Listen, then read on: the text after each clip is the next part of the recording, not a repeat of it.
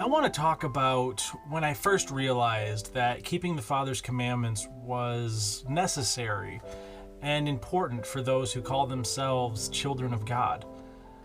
I've been a Christian my whole life. I remember getting saved on the couch with my mother when I was 5 years old.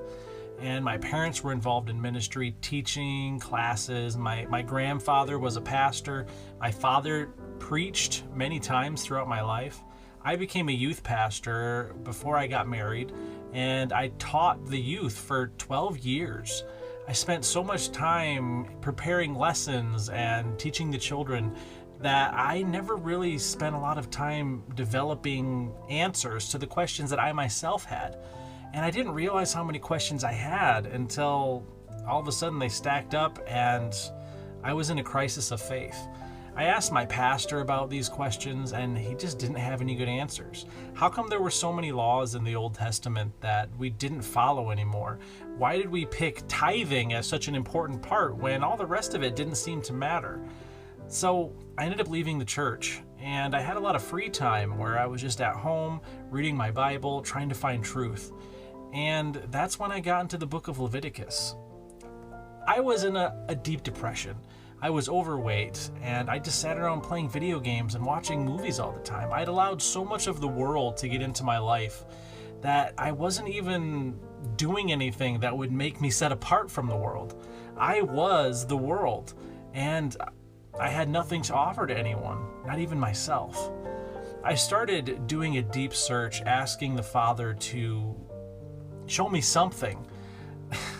I said, I want to be a Christian, but I'm not living like one. How can I be a Christian if I'm not letting you be a part of my life? And the first thing he told me is, there's no room for you. There's no room for me in your life. So I started making room. All of the toys and the video games and the movies that I was collecting, this entire room was full. All the walls, video games and toys mounted. I had shelves built in the corner so that I could put hundreds of toys and books and video games and everything that I was so in love with in my life. This room was so full that my wife wouldn't even come in it because it was claustrophobic and she hated spending time here. And so I started getting rid of it. I sold my video games. I sold my toy collection. I had this massive toy collection. Every toy I ever wanted from when I was a kid, I had it. And I got rid of it because it was making a wall between me and my Savior.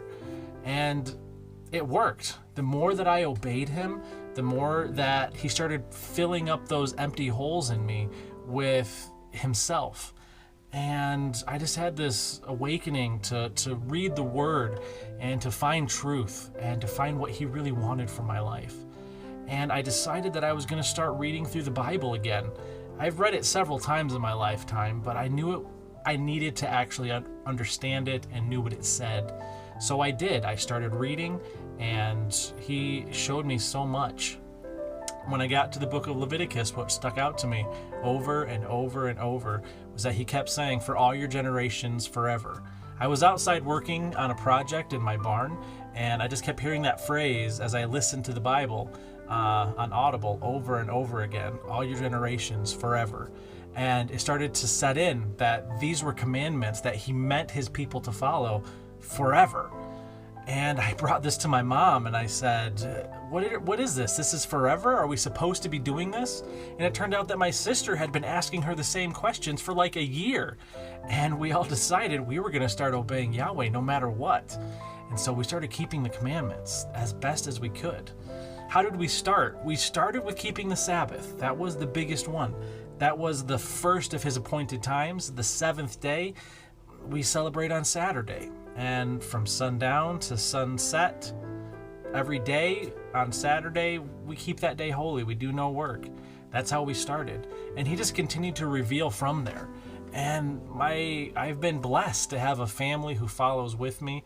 My mother and my sister. There are other siblings who are on the fringes, but we're all headed in the same direction, and we're able to build a wonderful community. And my life will never be the same. So that's basically it. I love God. I know that his Son is my Savior and my Messiah and my High Priest.